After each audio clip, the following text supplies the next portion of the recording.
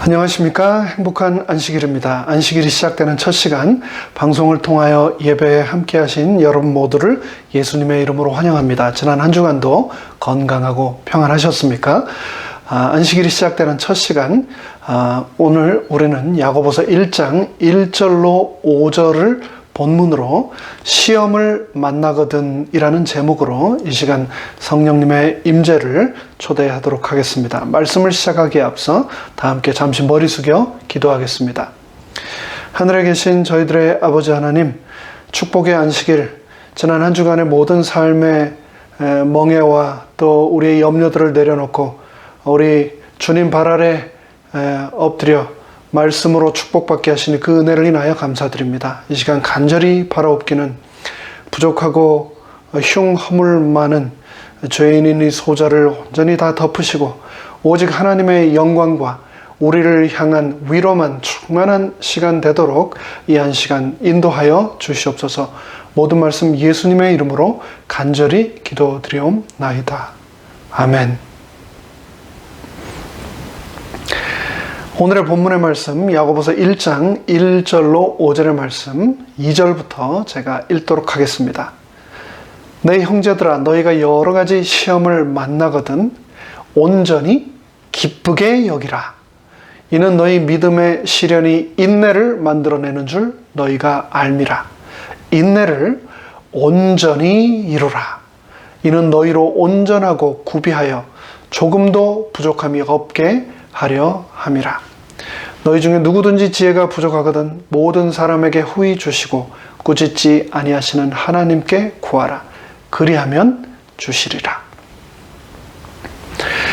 하나님의 말씀임에도 불구하고 머리로는 이해가 가지만 가슴으로 이해가 잘 되지 않던 말씀, 잘 수긍이 가지 않던 그런 말씀 혹 없으셨습니까? 저에게는 금방 읽은 야고보서 1장의 말씀이 그런 말씀이었습니다. 야고보서 1장에서는 너희가 여러 가지 시험을 만나면 첫째, 온전히 기쁘게 여기라고 하셨습니다. 시험을 만나면 당황하거나 실망하거나 또 분노하는 것이 자연스러운 인간의 성정입니다. 그런데 야고보는 그러지 말고 시험을 만나거든 온전히 도리어 기뻐하라고 말씀합니다. 그것이 가능할까요? 그리고 둘째, 야고보는 여기 여러 가지 시험을 만나거든 또 4절에서는 인내를 온전히 이루라고 했습니다. 인내를 온전히 이루라는 말은 다른 말로 쉽게 표현을 하자면 그냥 참으라는 말입니다. 하나님을 내 인생을 다 바쳐 섬기는데 내 인생에 시험이 다가온다면 하나님께서 그런 시험은 내가 좀 피해갈 수 있도록 그 방패 마귀가 좀 되어 주셔야 하는 것 아닙니까? 그런데 야고보는 그 시험을 만나거든 인내를 온전히 이루라. 그냥 꼭 참으라. 중도에서 포기하지 말고 끝까지 참고 견디라고 말하고 있습니다. 시험을 만나거든 조금만 기다려라. 내가 그 시험이 다 없어지도록 할 테니도 아니고 조금만 참아라. 나머지는 내가 다 커버해 주겠다도 아니고 끝까지 참고 견디라. 하나님께서 너무하시는 것 아닌가? 우리를 그냥 내버려 두시는 것 아닌가? 라고 우리가 생각할 수도 있습니다. 만약 내가 실직을 하여 나 때문에 가족들이 다 경제적인 고통 가운데 있게 된다면, 그런 시험을 맞이하게 된다면 여러분은 어떨까요? 아이들이 학교에 가지 못하고 냉장고에는 먹을 것이 없고 또 지불하지 않은 수많은 청구서들이 책상 위에 수북히 쌓이게 된다면 여러분은 온전히 기쁘실 수 있습니까? 교통사고를 당하여 큰 부상이나 더 나아가 사랑하는 사람을 잃게 된다면 여러분은 온전히 기쁘실 수 있습니까? 현대의학이 고칠 수 없다는 불치의 병에 걸렸다고 진단을 받으신다면 여러분은 온전히 기뻐하시고 끝까지 참으실 수 있습니까? 그럼에도 불구하고 야고보는 이런 시험을 만나거든 온전히 기쁘게 여기고 참으라고 말씀하고 있습니다. 여기 야고보서 1장 2절에서 말하는 시험을 시편 119편 71절에서는 또 다른 말로 표현하고 있습니다. 고난당한 것이 내게 유익이라. 이로 인하여 내가 주의 율례를 배우게 되었나이다. 야고보서 1장 2절에서 말하는 시험을 시편 119편에서는 또 다른 말로 패러프레이즈하고 있죠. 바로 고난이라고 표현하고 있는데요. 요즘 현대인이 사용하는 단어로는 스트레스라고 옮길 수 있겠습니다. 살다 보면 단 한순간도 스트레스를 받지 않고 산다는 것이 참 쉽지 않다는 생각을 하게 됩니다. 내 의지와 상관없이 주변 환경에 의해서 얼마나 많은 일들이 일어나고 그런 일들이 내 삶에 영향을 주는지 모릅니다. 현대를 살아가는 우리는 여러 요인에 의해 스트레스를 받습니다.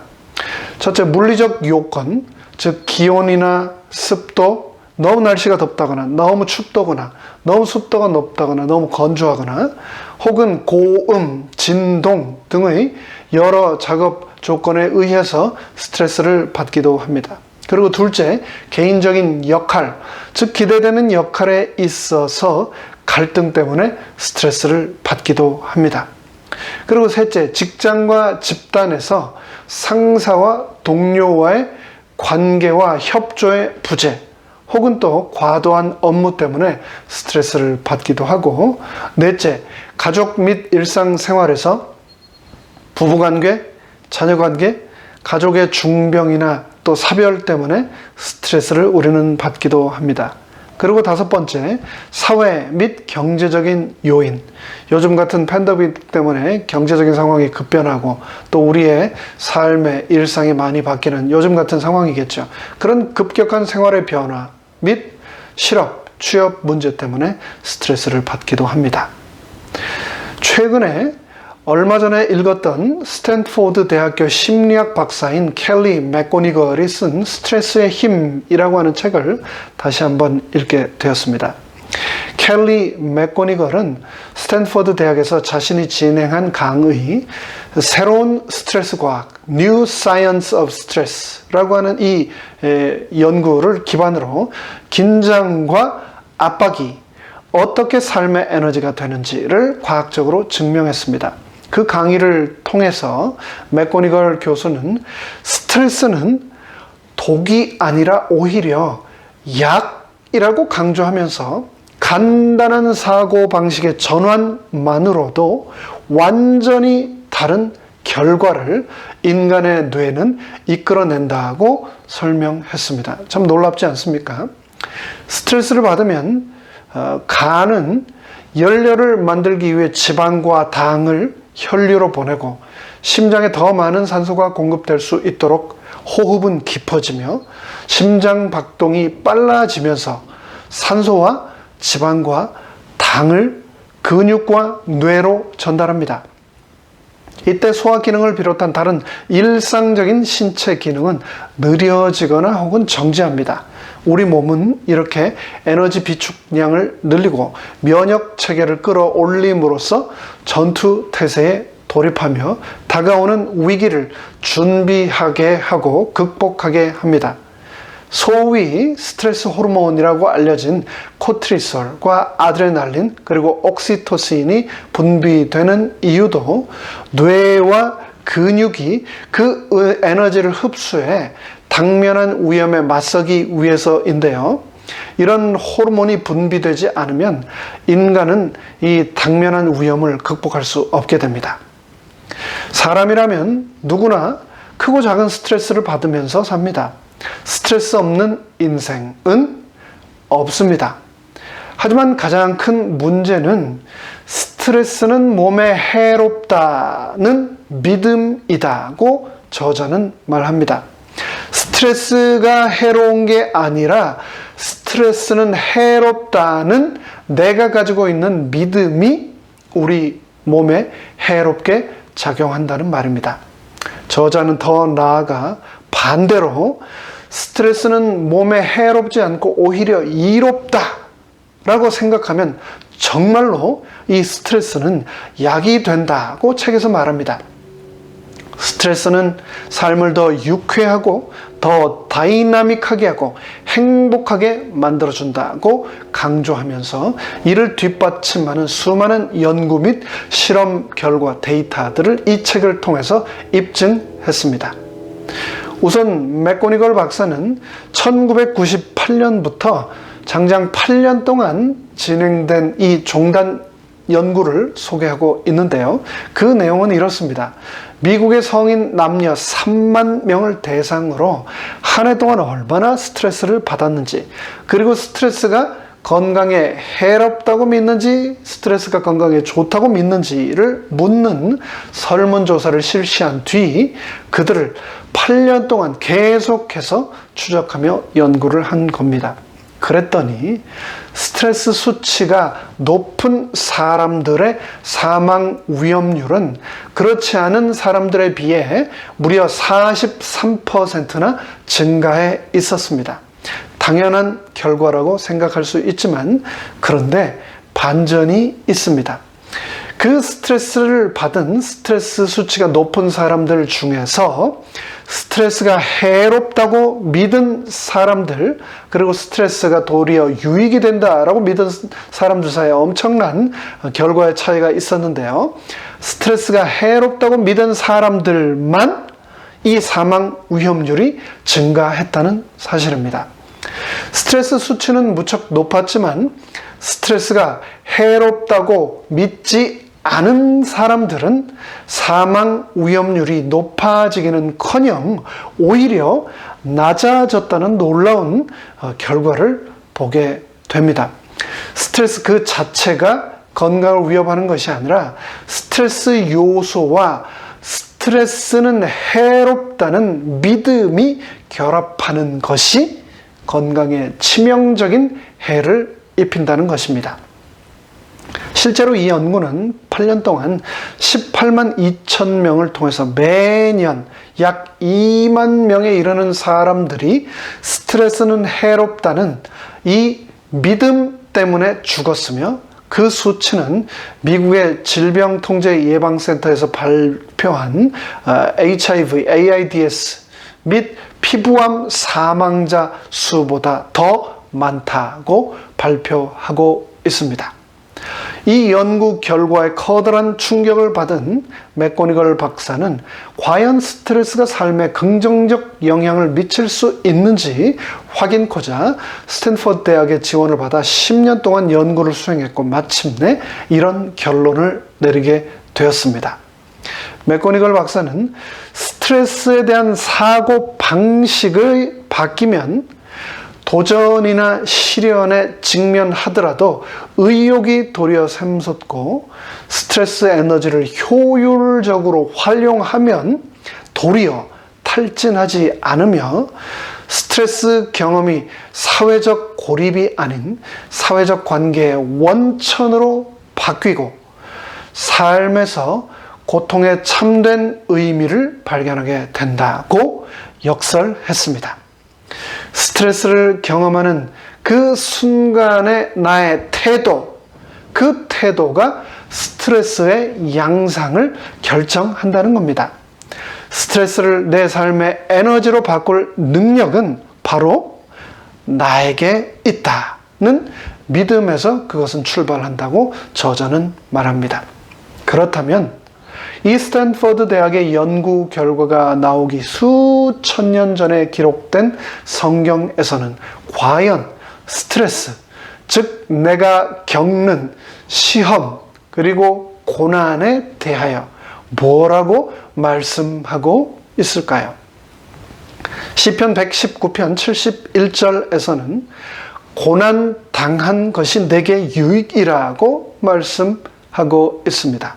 즉 고난은 저주가 아니라 하나님께서 주신 축복이라는 말씀입니다.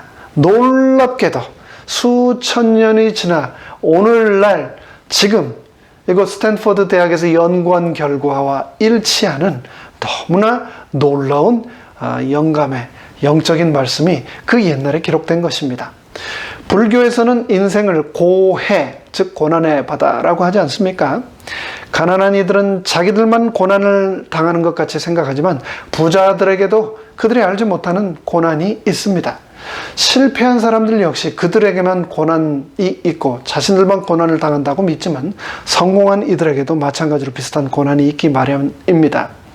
병든 이들 역시 고난은 자기들의 전유물인 것처럼 생각할 수 있지만 건강한 이들에게도 나름대로의 아픔과 슬픔과 도전이 있습니다.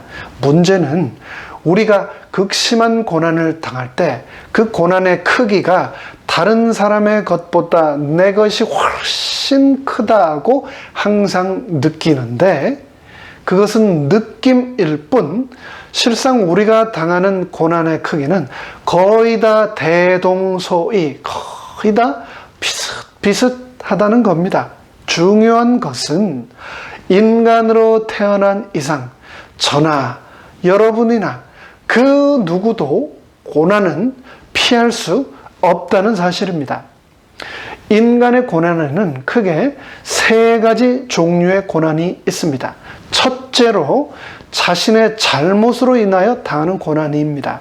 예컨대 음주운전을 하다가 사고를 내서 교도소에 간다고 했을 때 이 경우의 고난은 순전히 자기 잘못 때문이지요.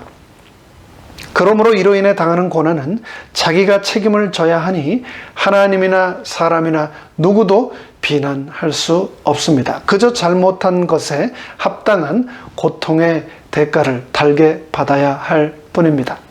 근데 둘째로는 자신의 잘못과 상관없이 당하는 애매한 고난이 이 세상에는 너무나 많다는 겁니다.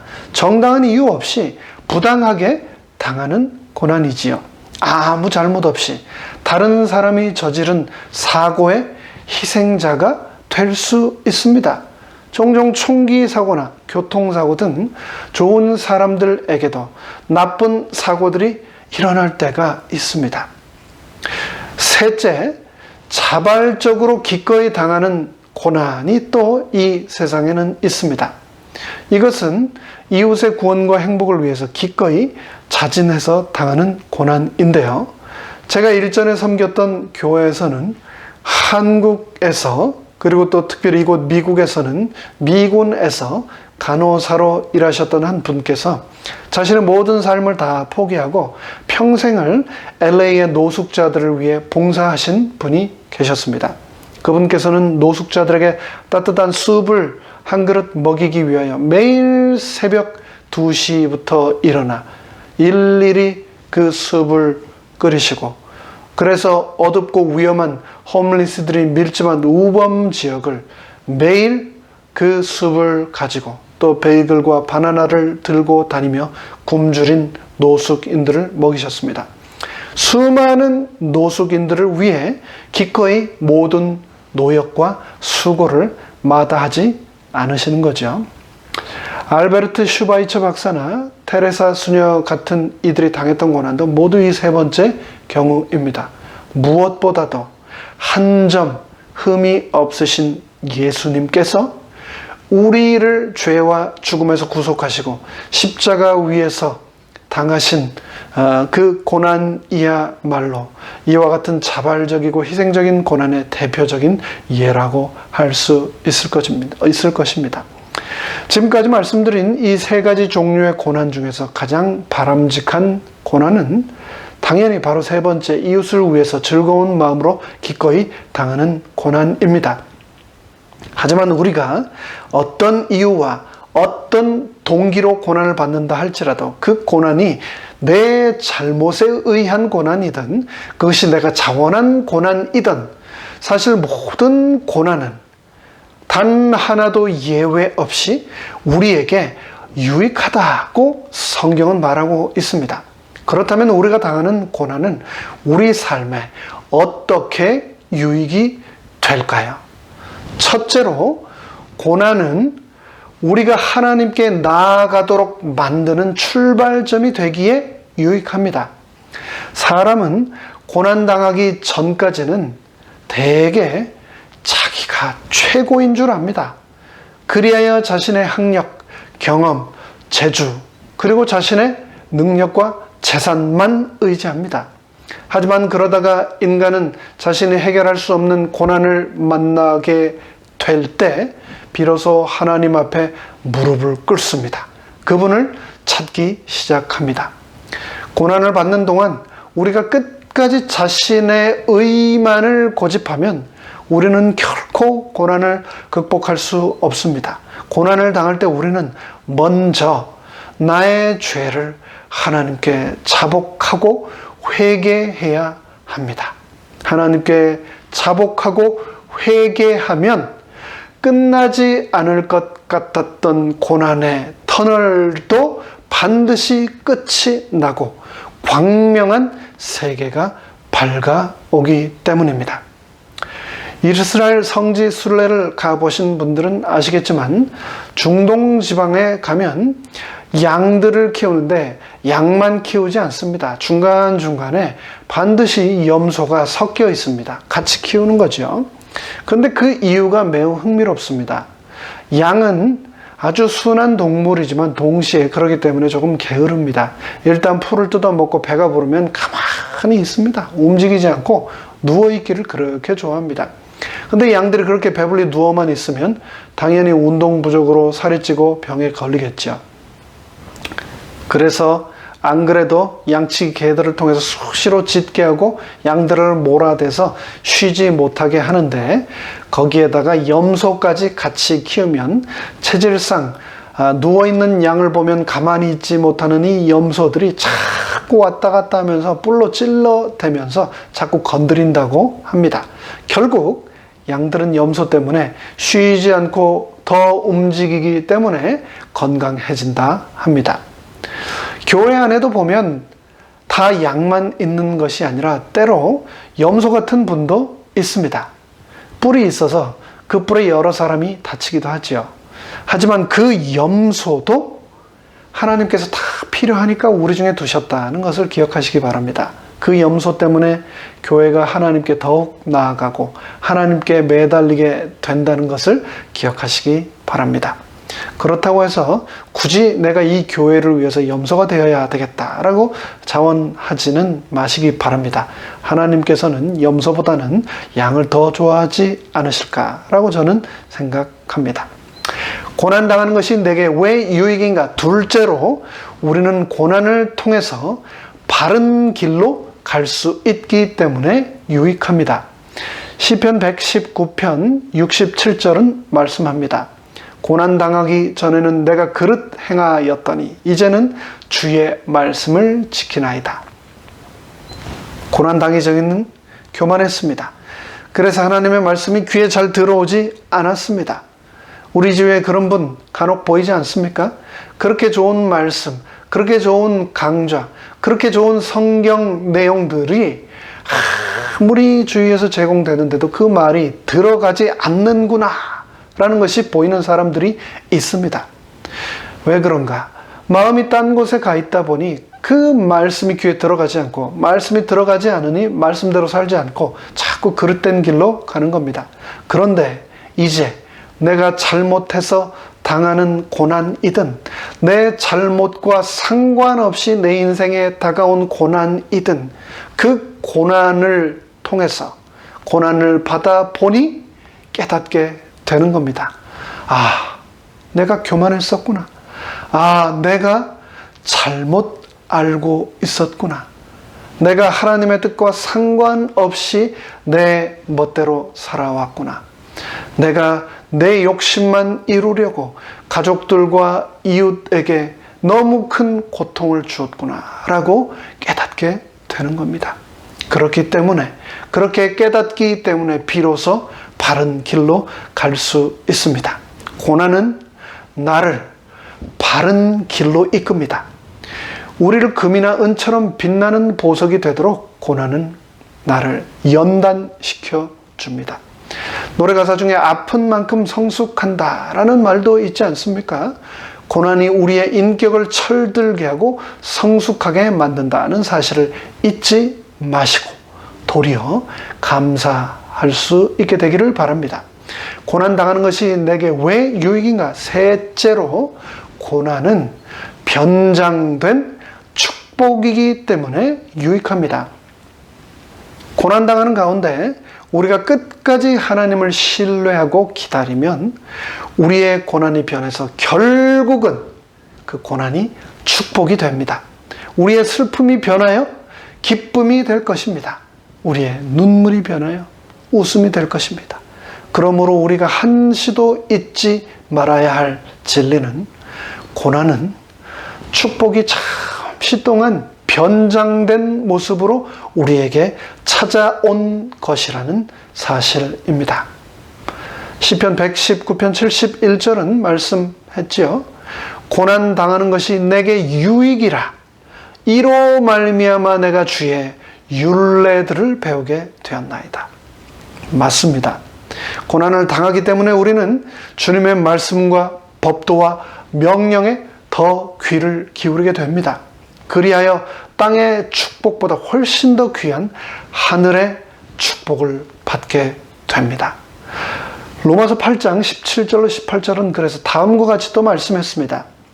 자녀이면 또한 상속자, 곧 하나님의 상속자요 그리스도와 함께한 상속자니 우리가 그와 함께 영광을 받기 위하여 고난도 함께 받아야 할 것이니라. 생각하건대 현재의 고난은 장차 우리에게 나타날 영광과 축복과 비교할 수 없느니라. 히브리서 12장 11절도 말씀합니다. 무릇 징계가 무릇 시험과 고난이 당시에는 즐거워 보이지 않고 슬퍼 보이나 후에 그로 말미암아 연단을 받은 자들은 의와 평강과 축복의 열매를 맺느니라고 말씀합니다. 베드로전서 5장 10절도 말씀합니다.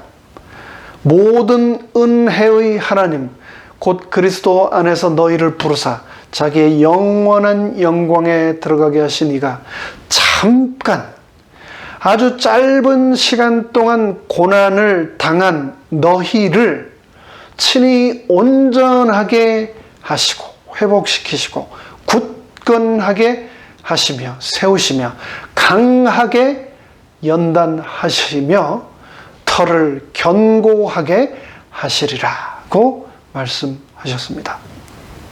또 베드로전서 1장 6절로 7절도 말씀합니다.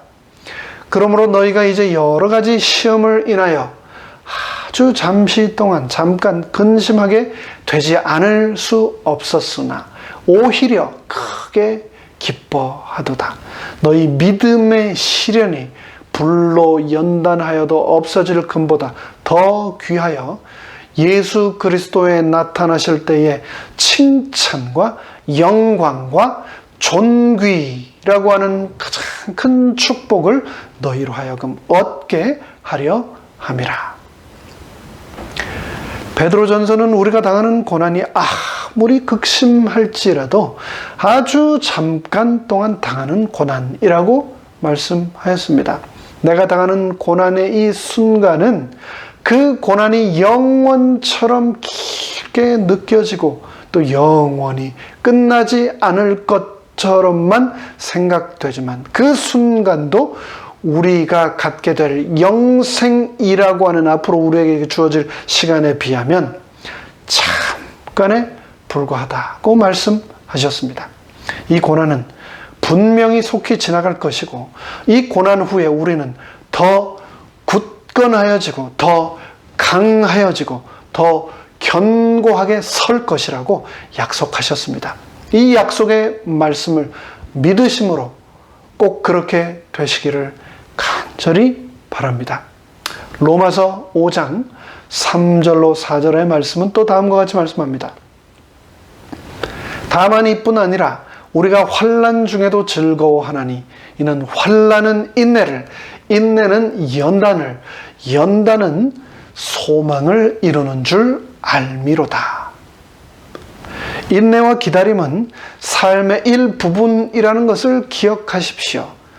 인내와 기다림, 우리 삶에 다가오는 시험과 고난은 Y의 문제가 아니라 when의 문제라는 것, 그리고 또 how의 문제라는 것을 기억하십시오. 누에 고치가 비단 실을 뽑아낼 수 있는 존재가 되려면 기다림과 인내가 필요합니다. 누에에게 가치 있는 비단 실을 몸속에 간직한 존재로 변하기 위해서는 필수적인 통과 과정으로 기다림의 시간을 거쳐야만 합니다. 알에서 유충을 거쳐 4번의 탈피 과정과 5번의 긴 잠을 자야만 합니다. 그리고 난 후에도 8일이라고 하는 기다림 끝에 비로소 실을 뽑을 수 있는 누에 고치가 되는 겁니다. 그 기다림 안에서 조급함과 때로는 불안과 또 짜증이 몰려올 수 있습니다. 그러나 기다림의 과정을 거치지 않고서는 아름답고 찬란한 비단이 만들어질 수 없습니다. 우리의 삶도 마찬가지입니다. 가치 있는 사람으로 쓰여지기 위해서는 저 천국 백성으로 온전히 우리의 성품이 준비되어지기 위해서는 이 땅에서 인내와 기다림을 배워야만 합니다. 그것이 너무나 우리에게 꼭 필요한 시간이기 때문에 하나님께서 내 인생에 허락하셨다는 것을 기억하시기 바랍니다. 여러 가지 허물을 벗고 탈피하는 과정은 고통과 인내를 수반하지요. 그러나 그러한 과정이 없이는 결코 아름다운 비단이 만들어지지 않는다는 것을 명심합시다. 오스트레일리아의 언어학자이자 문학자였던 제이 오스틴은 당신의 마음의 정원에 인내를 심으라. 그 뿌리는 써도 그 열매는 아름답고 달 것이다 라고 했습니다. 재림교회, 우리가 섬기고 사랑하고 몸담고 있는 이 하나님의 남은 백성 재림 성도들의 교회는 성품의 가장 큰 특징, 이 재림 성도들이 소유하게 되는 성품의 가장 큰 특징의 하나로 바로 인내를 꼽습니다. 이에 대하여 요한계시록은 다음과 같이 기록하고 있습니다. 성도들의 인내가 여기 있나니 저희는 하나님의 계명과 예수의 믿음을 지키는 자니라. 캠브리지 대학교에서 철학과 르네상스 문학을 가르쳤던 아주 유명한 기독교 저술가 C.S. 루이스는 고난이 하나님의 메가폰, 하나님의 확성기라고 했습니다. 고난당하기 전에는 하나님의 음성이 잘 들리지 않았습니다. 그런데 이상하게도 고난을 당할 때면 하나님의 음성이 크게 들려옵니다.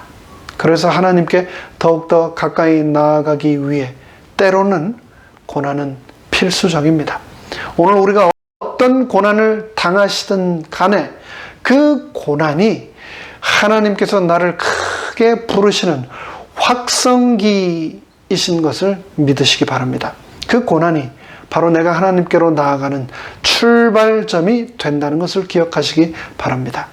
고난은 나를 바른 길로 이끕니다.